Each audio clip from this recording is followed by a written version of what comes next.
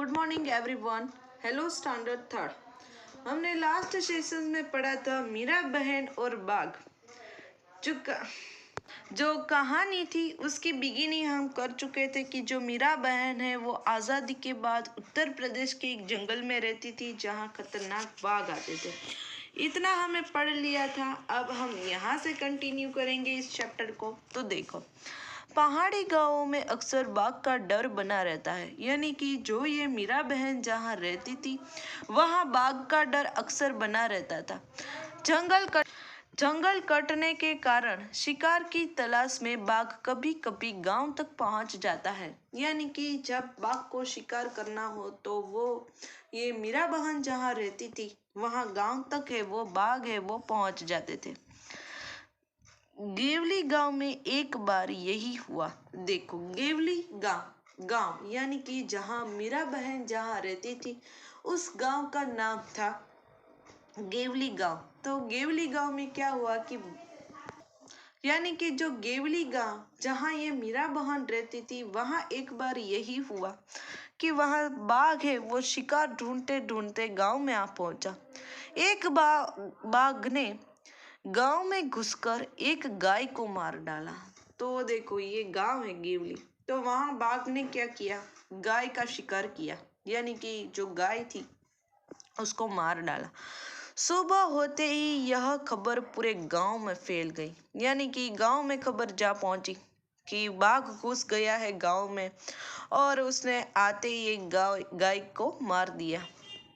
गांव के लोग डर के ही यह बाघ कहीं फिर से आकर दूसरे पालतू जानवरों और किसी आदमी को ही अपना शिकार ना बना ले। तो गांव के लोग तो ये न्यूज़ सुनते ही बेचारे डर गए कि गांव में है वो बाघ घुस गया है, किसी को मार, एक गाय को मार डाला है, तो हमको भी, इस आदमी को भी खा सकता है, दूसरे पालतू जो जानवर होते हैं ये बाघ तो उसका भी शिकार कर लेगा। तो वो लोग ऐसे डरते हैं। गोपाल आश्रम और उन लोगों ने मीरा बहन को अपनी चिंता बताई।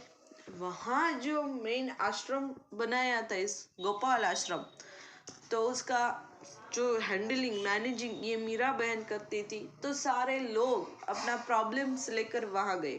प्रॉब्लम क्या था कि गांव में बाघ घुस गया है वो। तो सब मीरा बहन के पास जाते हैं कि देखो ये है अब ये चिंता। गांव के लोग ने अंत में तय किया कि बाघ को कैद कर लिया जाए।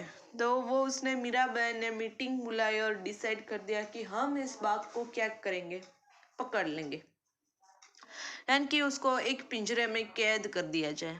उसे कैद करने के लिए उन्होंने एक पिंजरा बनाया। देखो, बाघ वैसे तो कैद होता नहीं, पिंजरा चाहिए ना, तो उसके लिए वो उन्होंने सबने मिलकर एक पिंजरा भी बना दिया। पिंजरे के अंदर एक बकरी बांधी। देखो क्या किया, जो पिंजरा बनाया बाघ को कैद करने के लिए, वहां क्या किया पता है, बकरी बांध ली। इससे क्या होगा कि बाघ को थोड़ी सी लालच आए, उसका शिकार मिले, उसको ट्रैप कर दिया जाए। इसीलिए योजना यही थी कि बकरी का मिमियाना सुनकर बाघ पिंजरे की तरफ आएगा। जैसा मैंने कहा कि प्लानिंग क्या था कि अपने बाघ को फंसाने के लिए, ट्रैप करने के लिए, वो बकरी की मिमियाना, जो बकरी की आवाज होती है उसे हम कहते हैं मिमियाना, वो सुनकर बाघ है वो वहां आ जाएगा, इसलिए वो फिर कैद हो जाएगा। ऐसा देखो, पिंजड़े का दरवाजा इस प्रकार खुला हुआ बनाया था कि बाघ के अंदर घुसते ही वह दरवाजा झटके से बंद हो जाए। तो फिर योजना ऐसी बनाई थी। और वो जो पिंजड़ा का जो दरवाजा था वो कैसा था कि बाघ जैसे ही पिंजड़े में एंटर हो, अंदर हो जाए, तो झटके से उसका जो दरवाजा है वो झटके से बंद हो जाए और बाघ है वो कैद हो जाए। शाम होने तक पिंजड़े को ऐसी जगह पर रख दिया गया जहां बाघ अक्सर दिखाई देता था। तो गांव वालों ने क्या किया कि पिंजड़ा उठाया और ऐसी जगह, गांव की ऐसी जगह पर रख दिया कि जहां बाघ रोज आता था, इसलिए वो फंस जाए वहां। यह जगह मीरा बहन के गोपाल आश्रम से ज्यादा दूर नहीं थी। देखो क्या हुआ पता है कि जहां ये पिंजड़ा मुका गांव की जगह पर, तो वो जगह मीरा बहन जहां रहती थी, कहाँ रहती थी, गोपाल आश्रम में, तो वो जगह दूर नहीं थी, तो उसको खतरा होगा मीरा बहन को। रात बीती, सुबह की रोशनी होते ही लोग पिंजड़ा देखने निकल पड़े। यानी कि गांव के लोग वो जहां पिंजड़ा छोड़ आए थे वो देखने के लिए निकल पड़े कि क्या हुआ, बाघ फंसा या नहीं फंसा। उन्होंने दूर से देखा कि पिंजड़ा का दरवाजा बंद है। तो गांव वालों ने ऐसे दूर से देखा कि देखो पिंजड़ा तो बंद है। वे सोचकर बहुत खुश हुए कि बाघ जरूर पिंजड़े में फंस गया होगा। तो इन सारे गांव वालों ने क्या सोचा कि गांव है जो बाघ है वो अब पिंजड़े में कैद हो गया है। देखो दूर से हमें पिंजड़ा दिखाई दे रहा है, लेकिन जब वे पिंजड़े के पास पहुंचे तो क्या देखा, पिंजड़े में बाघ नहीं था।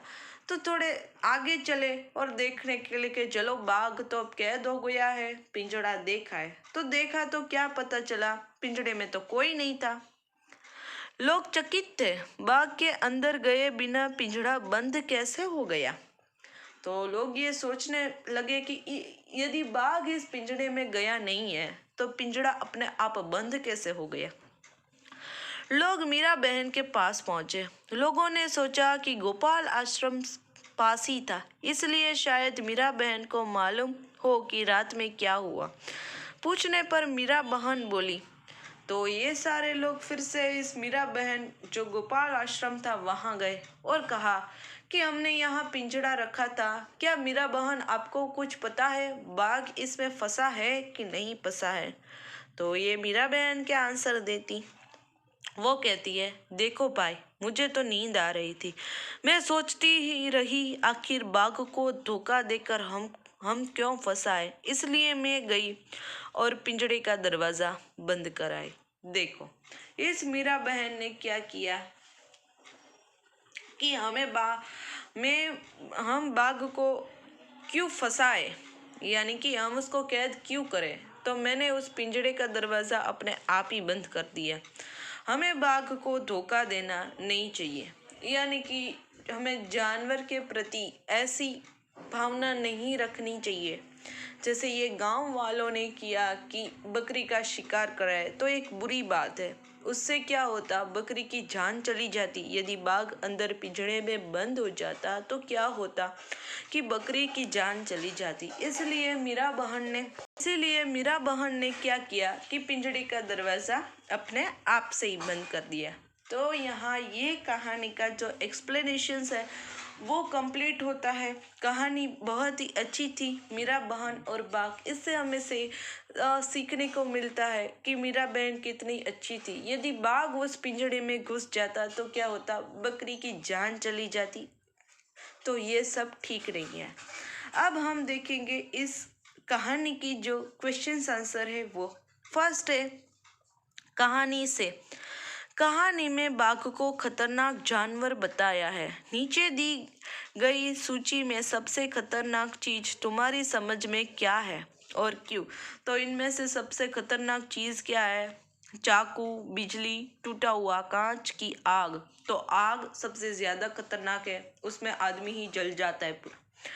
मीरा बहन की बात सुनकर गांव के लोग निराश हुई होगी। उन्होंने मीरा बहन से क्या कहा होगा, सोचकर गांव वालों की बातें लिखो। गांव वाले शायद ऐसे सोचते, यदि बाघ खुला रहेगा, ऐसे घूमता ही रहेगा, तो हमारे जानवर और आदमी को खतरा है।